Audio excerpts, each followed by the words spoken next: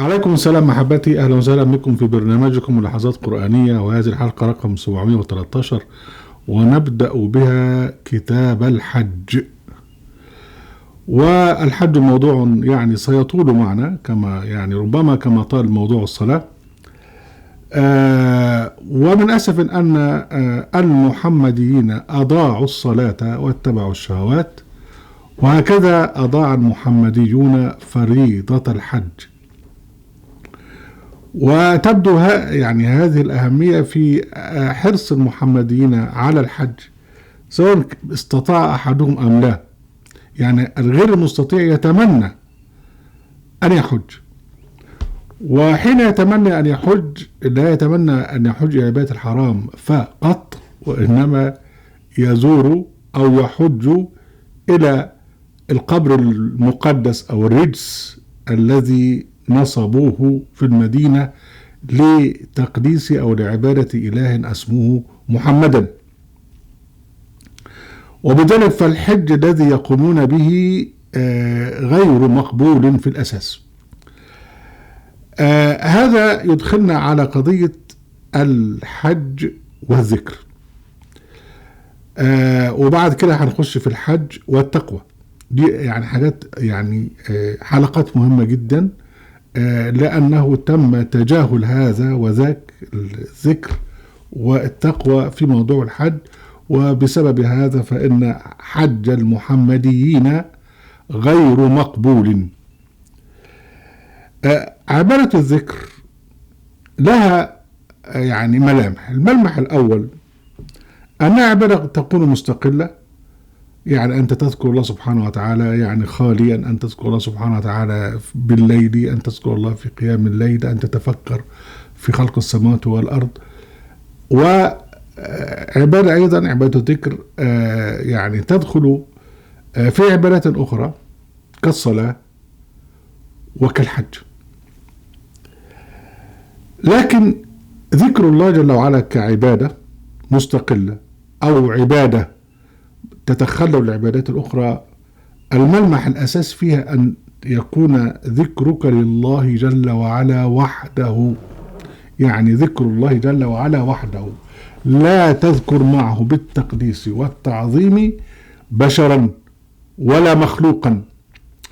إذا ذكرت الله جل وعلا وذكرت غيره فقد أضعت عبادتك وحبط عملك، وإن مت على هذا فستكون خالدا في النار. لكن عادة البشر أنهم يؤمنون بآلهة مع الله جل وعلا، وأنهم يؤمنون بهذه الآلهة تشفع لهم عند الله، وبالتالي يذكرون أسماء هذه الآلهة مع الله جل وعلا، فيصبح الذكر شركة. وبالنسبة للمحمدين بالذات فهم يقدسون محمدا ويعتقدون فيه الشفاعة، ويعتقدون أنه مالك يوم الدين. ربنا دخل دون نار ويقول له لا، اطلعوا يا أهل، اطلعوا، شفاعتي لأهل المعصية من أمتي إلى آخره. فبالتالي حين يذهبون إلى الحج في ضميرهم الذهاب إلى القبر الرجسي المنسوب للنبي ظلما وعدوانا لكي يتشفع له. فهنا بقى الحقيقة الأولى في الذكر أن يكون ذكر الله جل وعلا وحده تم تدميرها تماما، بأن الذين يذهبون إلى الحج في نظرهم أنهم سيتمتعون بشفاعة النبي، وبالتالي يذكرون النبي في الحج في مشاعر الحج، وثم يذهبون يحجون إلى النبي يتوسلون به يرجون شفاعته. وعندهم طبعا اعتقاد فأن النبي تعرض عليه الأعمال، وعنده هو تحت الأرض، عنده ناس سكرتارية وكتبة وبتاع يجيبوا له أعمال كل الناس فيراجعها، يقول لك الواد ده طب ماشي، يروح معلم عليه بصحة عشان خاطر يخش الجنة. ده الاعتقاد بتاعهم، اعتقاد هزلي وخرافي ومؤلم ومضحك. فالذي يحج وفي قلبه هذه الخرافات لا يقبل حجه.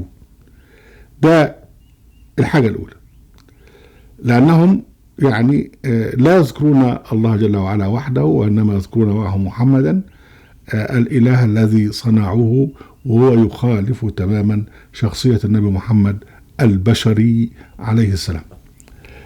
الحاجة الثانية أكتر من كده، أنهم فقط لا يذكرون محمدا وإنما يذكرون الشيطان. سنتعرض لموضوع رمي الجمرات يعني فيما بعد في الطقوس التي ابتدعت في الحج، لكن هنا نشير إلى أن يعني أن ترجم الشيطان أو أن تلعنه أو كذا أو كذا في الحرم المكاني، فمعنى هذا أنك تذكر الشيطان بطريقة أو بأخرى، وتذكره بقى بطريقة أنت ترمي عليه مش عارف جمرات. وحكاية رمي الجمرات دي بالذات يعني يقتل فيها كثير من الناس، وهي عبادة طبعا مضحكة، لأن الموضوع كله أن ربنا سبحانه وتعالى يعني علمنا كيف يعني نتخلص من الشيطان بمجرد أن نستعيذ بالله جل وعلا من الشيطان الرجيم. الموضوع مش محتاج أن أنت تعمل لي نصب أو حاجة مقدسة للشيطان وتقعد تزقل فيه طوب أو تزقل فيه شباشب. الحاجة الثالثة إن عبارة الذكر سواء كانت عبارة مستقلة بذاتها أو كانت عبارة تتخلل الحج أو غير الحج، فإنه في كل الأحوال لابد أن تكون بالتشريع الذي أمر الله جل وعلا به، في قوله جل وعلا: واذكر ربك في نفسك تضرعا وخيفة ودون الجهر من القول. يعني إذا بقى لما يروح يقول لك لبيك اللهم لبيك وعلي صوته أو كده، سبحان الله، وربنا مش سامع، فهم حين يرتفع صوتهم بالتلبية فقد انتهكوا فريضة الذكر في الحج. هذه يعني لمحات سريعة في أول حلقة عن ذكر الله جل وعلا في الحج.